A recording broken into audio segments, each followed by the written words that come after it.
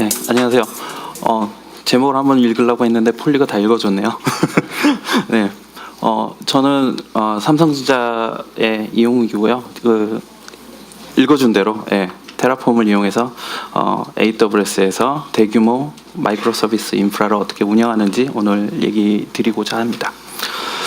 우선 저녁 시간 다 됐는데 이렇게 많이 와주셔서 감사하고요. 그럼 마음 급한 분들을 위해서 이게 뭔지 다들 아시죠?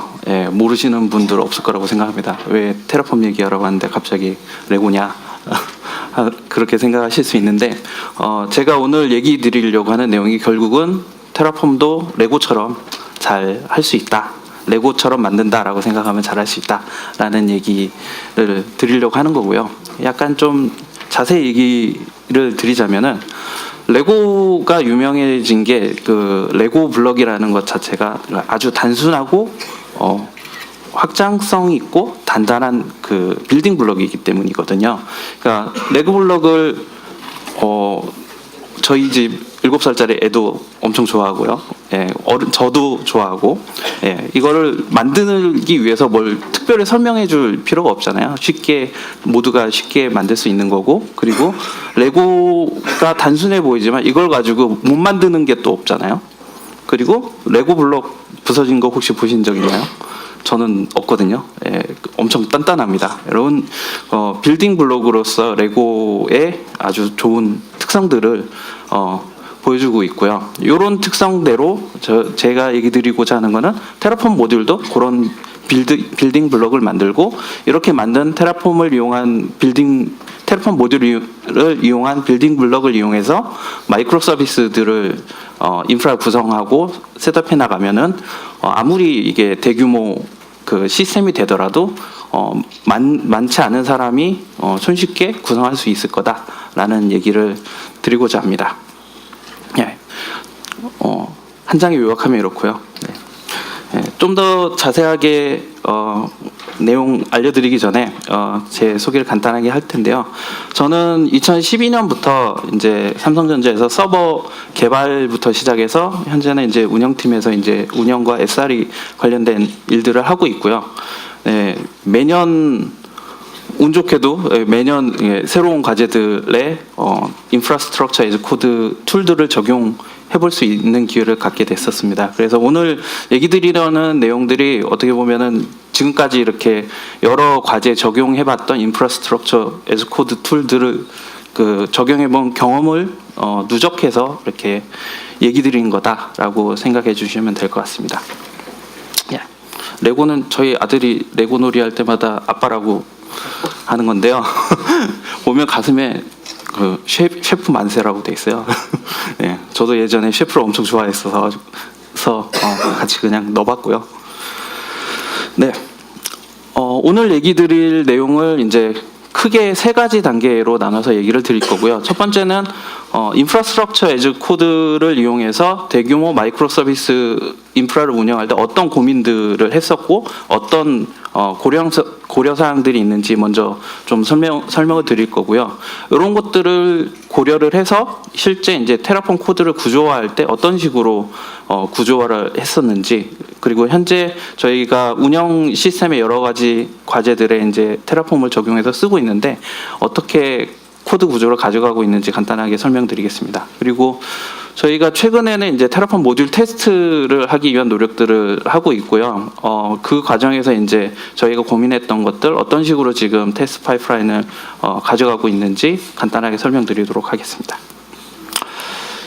먼저 마이크로 서비스 아키텍처라고 하면은 대부분 이런 그림을 한 번씩은 보셨을 거예요. 이 그림은 이제 넷플릭스의 마이크로 서비스를 보여주는 건데 기본적으로 소규모 팀이 관리하는 작은 크기의 마이크로 서비스들을 모아서 전체 서비스를 구성하는 아키텍처 구성 방법이잖아요.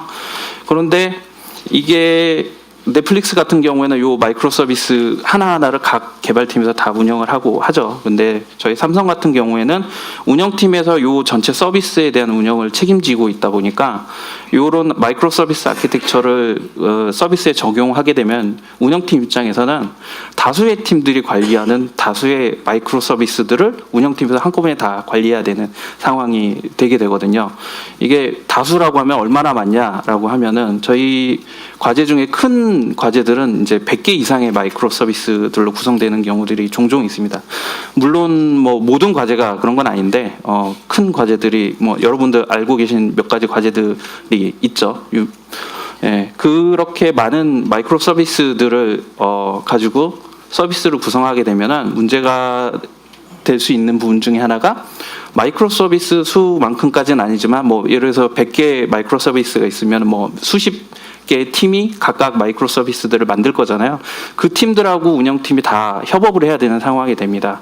그러면은 이렇게 다양한 조직들하고 같이 협업을 하다 보면은 문제가 되는 부분 중에 하나가 사람이 워낙 많잖아요. 그러니까 이제 기술적으로 봤을 때 초보자부터 완전 전문가까지 엄청 넓은 스펙트럼의 사람들이 같이 협업을 해야 되는 상황이 되거든요.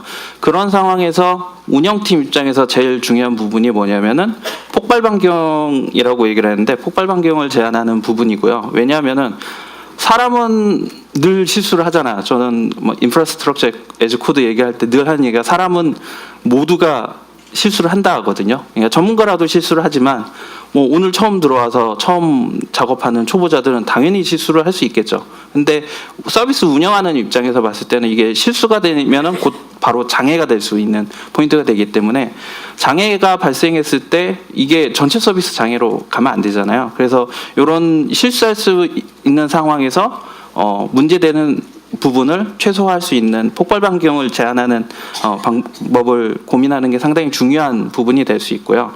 그리고 저희가 글로벌하게 그 운영팀도 있고 개발팀도 있고 하다 보니까 글로벌하게 그 여러 팀과 같이 협업을 하다 보면은 작업 환경이나 아니면 네트워크 환경 같은 것들이 엄청 다양합니다. 뭐 누구는 맥 쓰고 누구는 윈도우 쓰고 누구는 우분투 쓰고 뭐 이런 식으로 대표적으로 얘기를 할 수 있고요. 그런 상황에서 모두가 같은 도구를 이용해서 인프라를 관리할 수 있도록 그 요구사항들을 계속 수용해줘야 되는 상황이 벌어지고요. 그리고 사람이 너무 많으니까 기본적으로 테라폼 작업을 하려면 어드민 권한 정도 수준의 권한이 필요하잖아요. 이 사람들한테 전부 다 이 권한을 준다라는 게 상당히 위험할 수가 있습니다. 그래서 그런 권한 관리에 대한 리스크도 상당히 고민을 해야 되는 부분이 있습니다. 그리고 이렇게 많은 사람들과 많은 요구사항을 수용하는 상황에서도 일관성을 유지해야 되는 부분들이 있거든요. 대표적으로 보안 규정 관련해서 저희는 삼성 내부적으로 보안 규정이 따로 있거든요. 그런 부분들을 사람이나 뭐 인프라 규모나 이런 거에 관계없이 또 동일하게 유지를 해야 되고, 그리고 인프라 규모가 커지면은 이것들을 리소스 관리를 하거나 아니면 빌링 관리를 위해서 이름 규칙이나 뭐 태그 규칙이나 이런 것들을 정해줘야 되잖아요. 이런 것들이 담당자나 이런 서비스에 따라서 달라지는 게 아니라 균일하게 다 적용이 돼야 하는 부분들이 있습니다. 그럼에도 불구하고 앞서 말씀드렸듯이 규모가 커지면은 마이크로 서비스 자체도 뭐 맨날 어떤 건 새로 나왔다, 어떤 건 없어졌다 이렇게 되고요.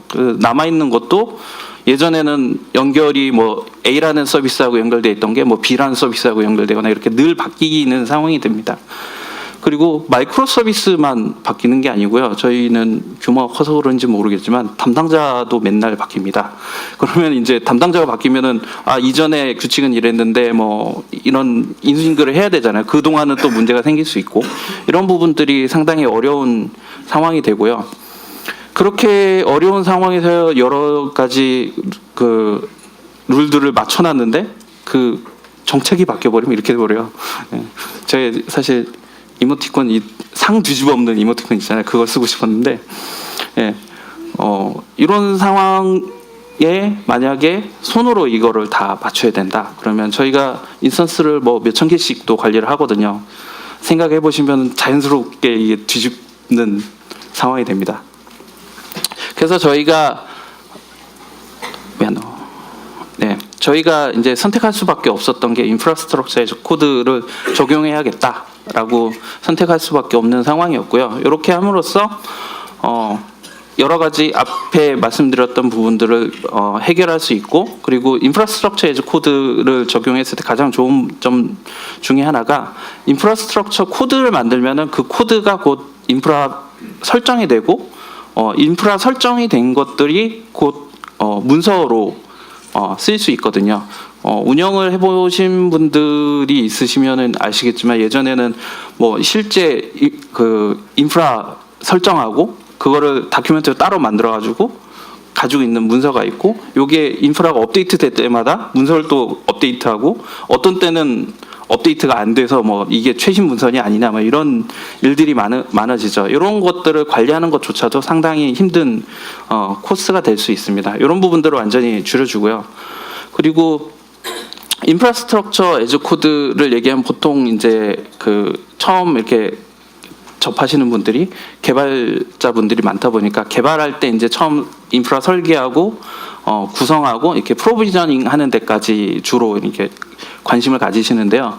이게 운영을 하는 단계가 되면 이렇게 한번 만든 이후에 그 인프라 계속 변경이 되잖아요.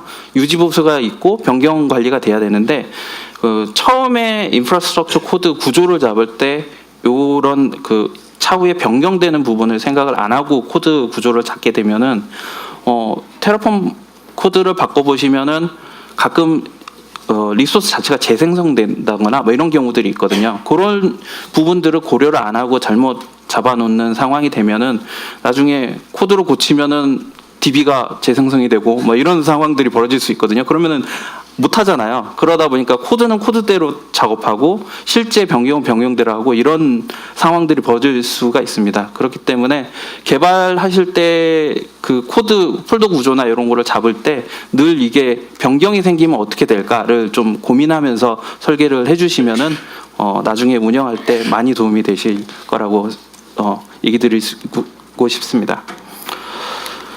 그래서 저희가 이제 실제 운영에 쓰고 있는 툴들을 정리를 해봤고요. 어떤 분들은 이제 대표적으로 이제 말씀드리는 인프라스트럭처, 정적인 인프라스트럭처 관련 저희가 테라폼을 이용해서 하고 있고요. 어떤 분들은 이제 툴 하나 가지고 모든 걸 다 하길 원하시는 분들이 종종 있는데, 뭐 물론 상황에 따라 그게 맞을 수도 있습니다. 하지만 저희는 사람도 많고 여러 가지 상황으로 봤을 때 저희가 선택한 툴은 정적인 인프라는 테라폼을 이용해서 생성을 하고요. 배포를 하게 되면 늘 바뀌는 인프라 속성들이 있습니다. 뭐 오토 스케일링 그룹이라던가 아니면은 뭐 런치 컨피그레이션이나 이런 것들은 저희가 임뮤터블 아키텍처를 기본 정책으로 가지고 있기 때문에 배포를 하면 늘 이미지를 새로 굽고 오토 스케일링 그룹을 새로 만들고 뭐 이런 식으로 배포가 진행되거든요. 그러다 보니까 이런 것들은 테라폼으로 관리하려고 들면은 상당히 어려워집니다. 그래서 전용으로 배포 툴을 쓰고 있고요. 스피네이커 같은 경우는 요즘은 이제 한국에서도 관심 가진 분들이 많이 있어가지고 이제 한글 자료도 많이 나오고 하는데, 컨티뉴어스 딜리버리 툴로서 그 CD 파이프라인부터 시작해서 배포 설정이나 이런 것들을 손쉽게 할 수 있게 도와주는 도구입니다.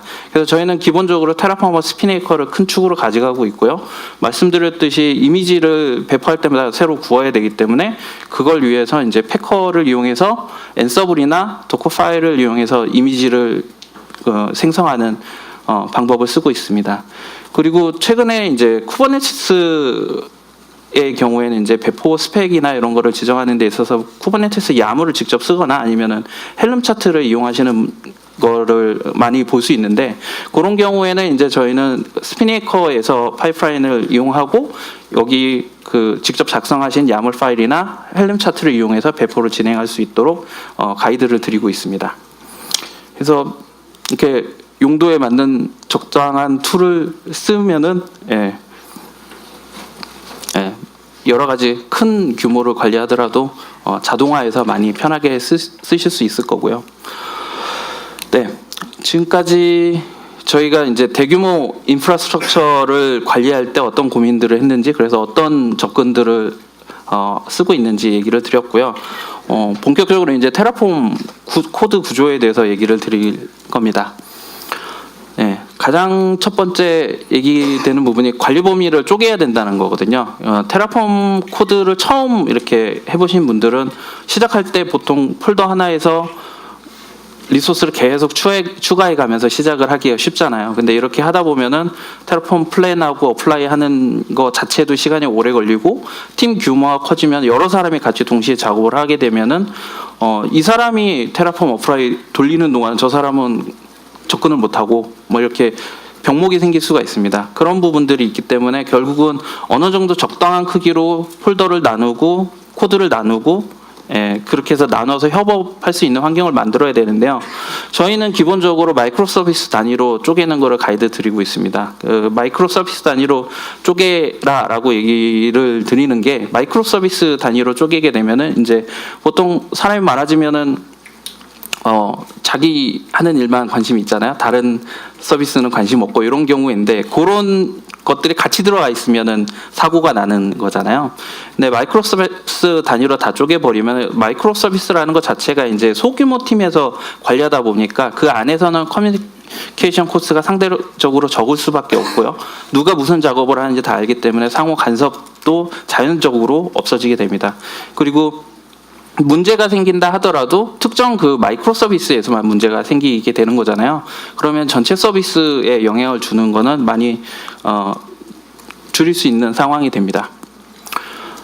네, 그리고 마이크로 서비스 단위로 관리를 하면은 마이크로 서비스 단위로 담당자들이 있을 거잖아요. 그래서 그 담당하고 있는 마이크로 서비스에 대한 권한만 부여하면 되기 때문에 권한 관리를 더 손쉽게 할 수 있는 효과도 같이 부수적으로 가져갈 수 있습니다.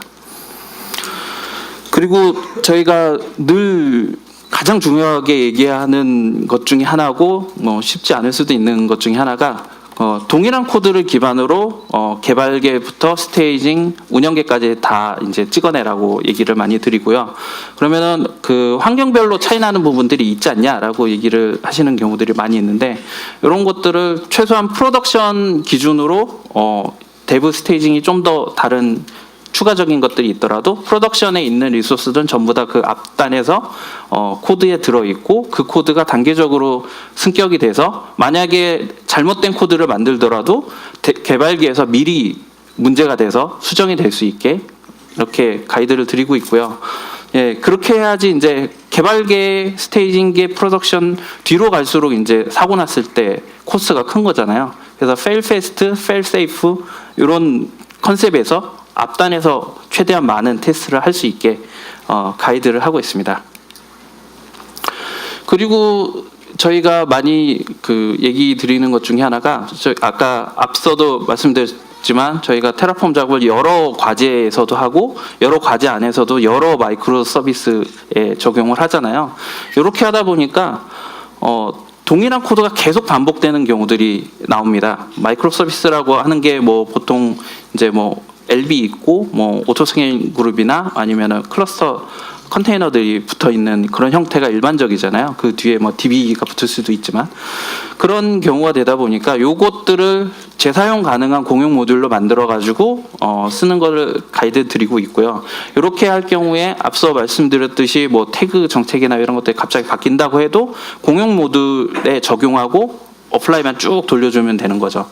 이런 식으로 쉽게 일관된 인프라 관리를 할 수가 있게 되고 그 다음에 새로운 서비스들이 늘 들어왔다 나왔다 들어왔다 나왔다 하는데 새로운 서비스를 셋업할 때도 뭐 이거를 카피 앤 페이스트를 한다고 하더라도 아주 적은 코딩 양으로 신규 서비스를 쉽게 올릴 수 있는 방법이 됩니다.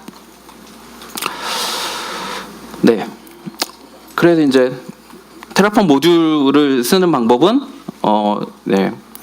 다들 이제 테라폼 문서 찾아보시면 테라폼이 상대적으로 문서가 잘 돼 있거든요. 그래서 이런 테크니컬하게 쓰는 것들은 이제 찾아보시면 좋을 것 같고요. 제가 오늘 얘기 드리려는 거는 테라폼 모듈의 소스를 뭘로 쓸 수 있냐라고 했을 때 기본적으로는 테라폼 퍼블릭 레지스트리를 이용하는 것들이 기본 가이드이긴 합니다만 모두가 그럴 수 있는 건 아니잖아요. 저희만 해도 삼성 자체 룰이 있거나 하기 때문에 거기 있는 모듈을 그대로 쓸 수 없는 경우들이 있거든요.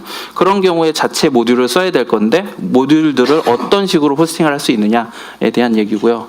실제 그냥 같이 코드 안에 넣어서 로컬 패스로 잡을 수도 있지만 저희는 주로 이제 GitHub이나 Git URL 소스를 이용해서 많이 하기도 하고 S3 같은 오브젝트 스토리지를 이용해서 할 수도 있습니다. 그래서 각자 환경에 맞는 소스를 이용해서 쓰시면은 테라폼 모듈을 커스텀 모듈을 쓰시는데 훨씬 도움이 많이 되실 겁니다.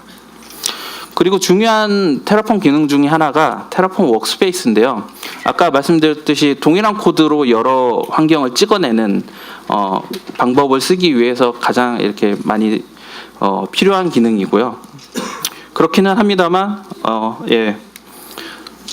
코드를 실제 보시면은 저희가 테라폼 엔터프라이즈 버전을 쓰면은 크게 문제가 없거든요. 워크스페이스 베리어블 같은 걸 이용해서 자동으로 관리가 되니까요. 근데 오픈소스 버전을 쓰다 보면 테라폼 TF 파일을 따로 만들어 환경별로 따로 만들어 가지고 실제 테라폼 커맨드 실행할 때 주입해 주는 식으로 작업을 할 수밖에 없게 되거든요. 근데 이렇게 직접 써보면은 실수를 정말 많이 합니다.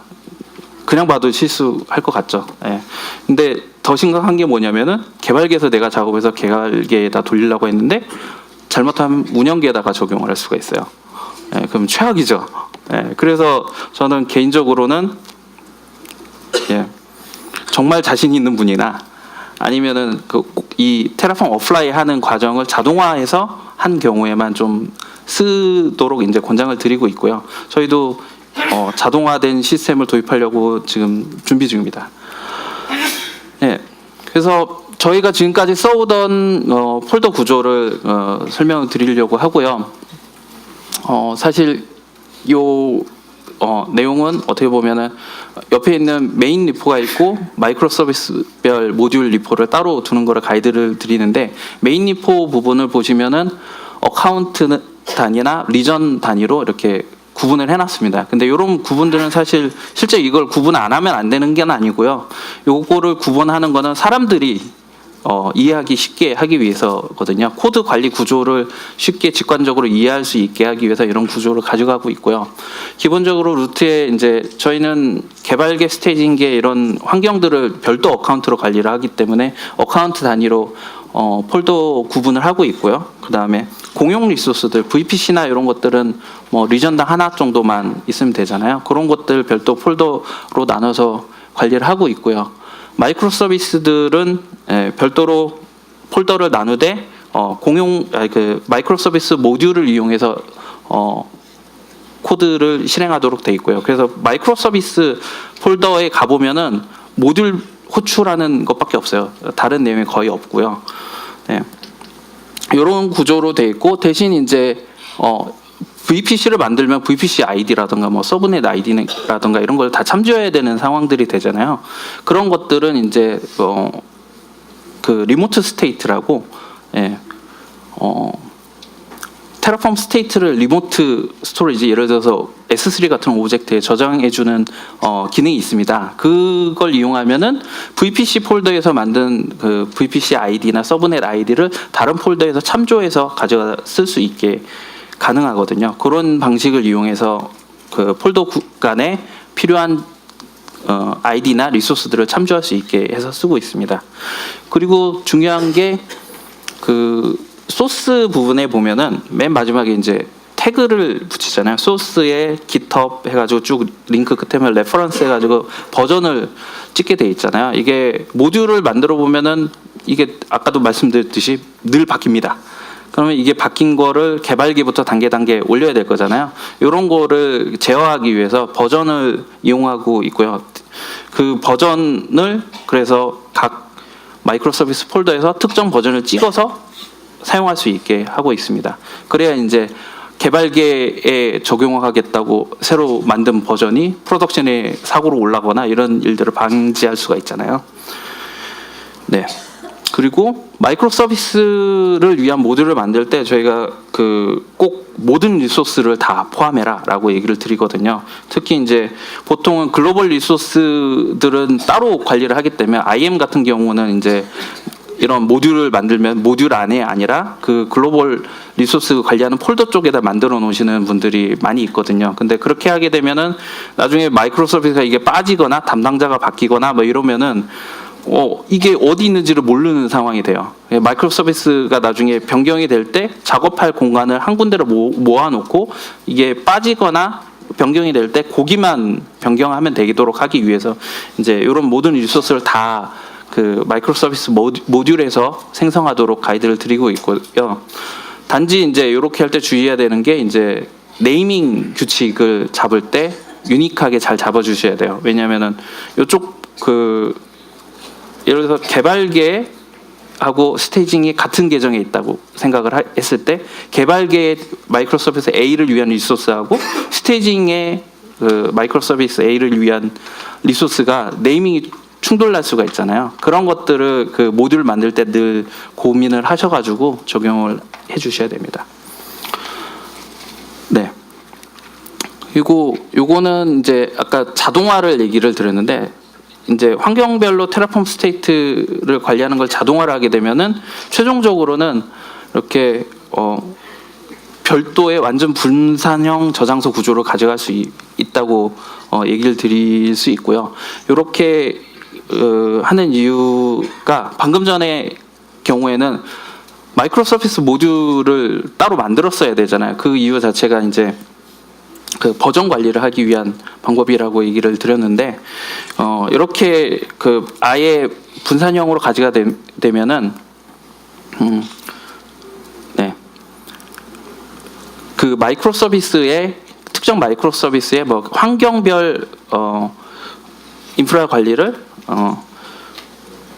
별도의 테라폼 워크스페이스를 이용해서 관리를 할 수 있게 되기 때문에 그런 거고요. 이렇게 요 리포들이 그 마이크로 서비스 저장소들이 아까 방금 전 폴더 구조의 리프 폴더들이라고 생각하시면 됩니다. 네, 그래서 자동화되면은 이렇게 구성을 하는 게 어떻게 보면 가장 아이디어란 방향이라고 생각하시면 되고요. 아마 테라폼 엔터프라이즈를 혹시 쓰시게 되면은 이런 식으로 구조를 잡아 가셔야 될 거예요. 네. 마지막으로 이제 테라폼 모듈 코드에 대해서 테스트를 어떻게 준비하고 있는지 얘기를 드릴 건데요. 테라폼 모듈 테스트를 해야 된다라고 하면은 어떤 분들은 테라폼 모듈도 왜 테스트를 해야 돼? 테라폼 코드는 인프라에 직접 반영해보고 해야 되잖아라고 얘기를 하시거든요. 근데 이런 경우들이 생깁니다. 저희가 앞서 말씀드렸듯이 공용 모듈을 이용해서 여러 가지 과제를 다 셋업을 하고 있는데요. 예를 들어서 뭐 서버 그룹이 버전이 업데이트가 됐다. 그러면은 요 버전 업데이트된 거를 특정 과제에 적용해서 잘 쓸 수 있습니다. 근데 이렇게 버전 업그레이드 된 거를 다른 과제에서 당연히 갖다 쓰려고 하겠죠. 근데 이렇게 가져가다 보면은 안 돼요.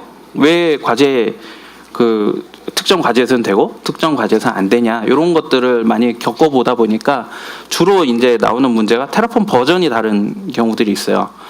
그러면 이제 테라폼 문법이나 아니면은 테라폼도 계속 버그 패치를 하잖아요.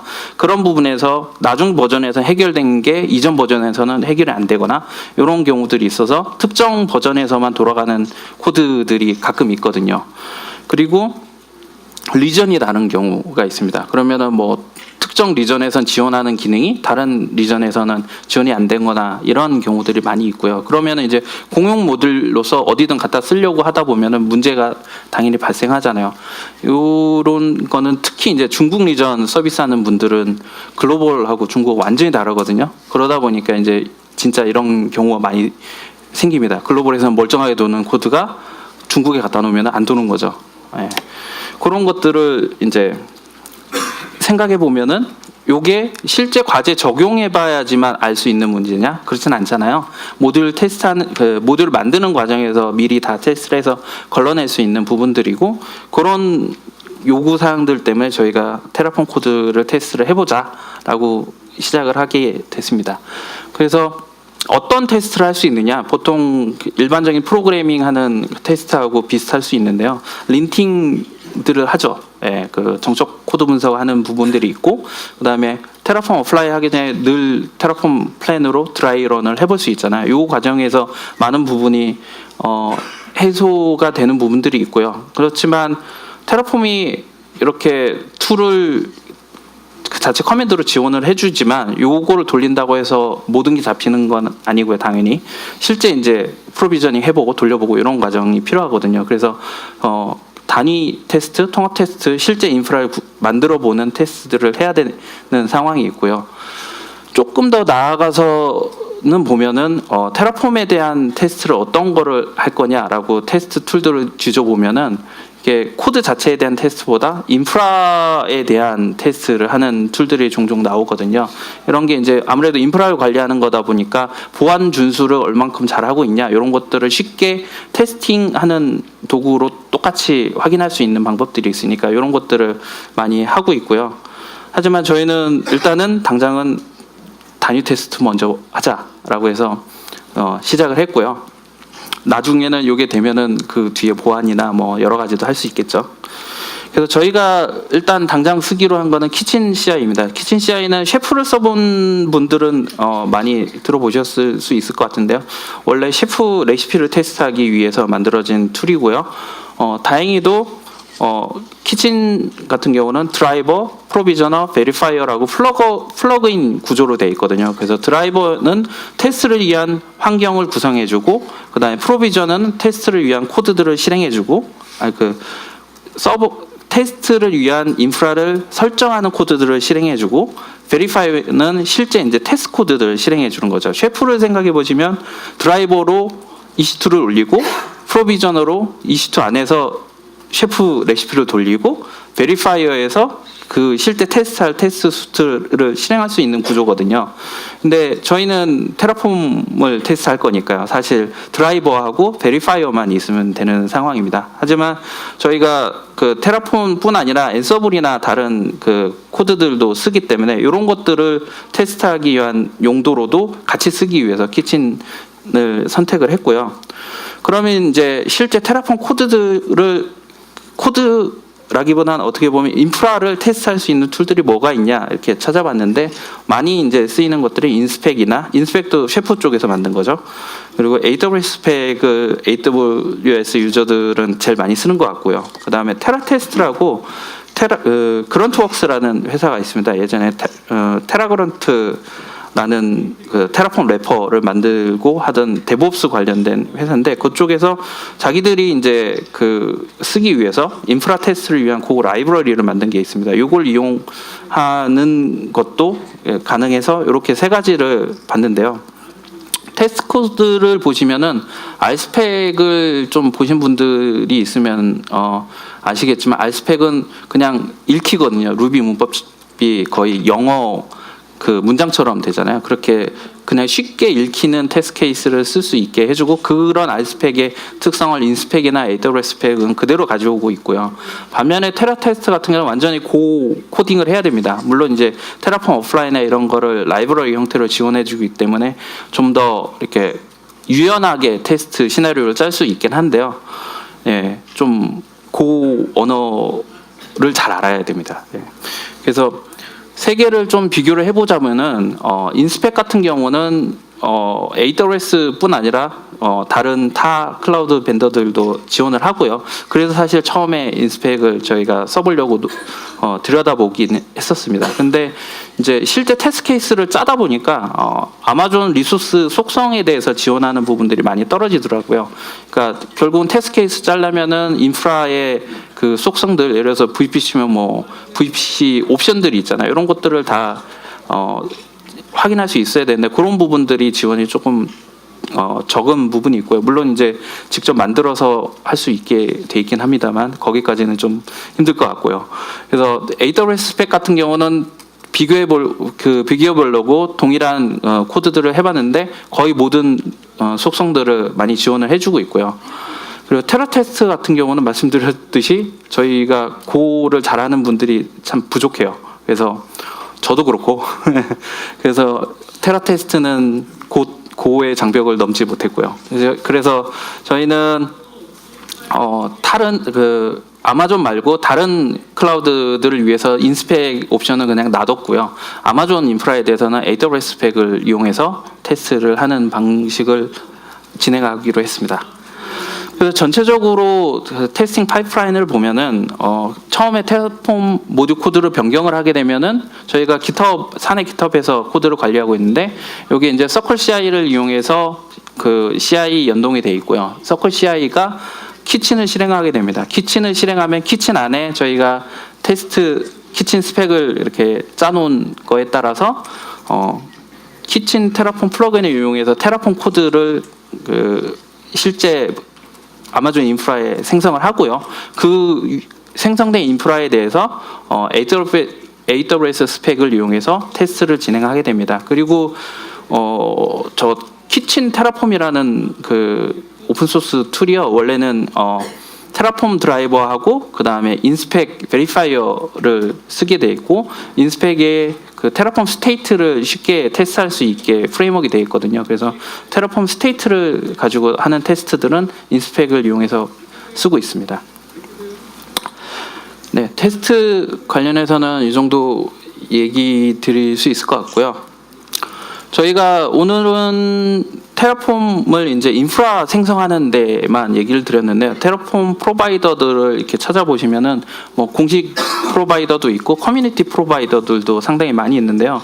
다양한 종류들을 많이 지원을 합니다. 그래서 만약에 에즈 코드로 뭔가를 관리하고 싶다. 예를 들어서 모니터링 매트릭을 에즈 코드로 하고 싶다. 뭐 이런 요구사항이 있으시면은 그 지금 쓰고 계신 툴들을 지원하는지 한번 검색을 한번 해보시면은 분명히 꽤 높은 확률로 지원하는 부분들이 있을 겁니다. 그래서 그런 도구로 써주시면 좋을 것 같고요.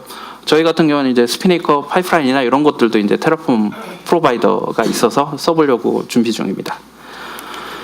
그리고 테라폼을 보신 분들은 최근에 이제 0.12 베타 버전이 나왔잖아요. 그 베타 버전을 한번 좀 보셨으면 얘기를 드리고 싶은 게 테라폼 모듈을 만들다 보면 결국은 모듈이라는 게 인풋과 아웃풋이잖아요.